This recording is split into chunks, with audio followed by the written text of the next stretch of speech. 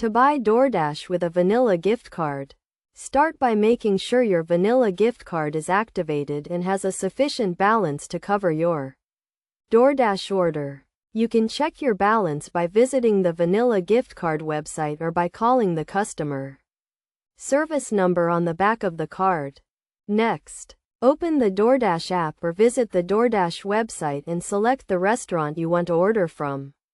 Add the items you want to your cart and proceed to checkout. When prompted to enter your payment method, select the gift card option. Enter the card number, expiration date, and security code from the back of your Vanilla gift card.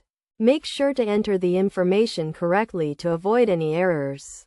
If your gift card balance is sufficient to cover the order, you will be able to complete the checkout process.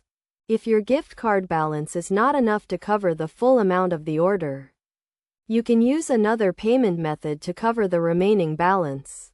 This is known as a split payment. To do this, select the gift card option and enter the amount you want to pay with the gift card.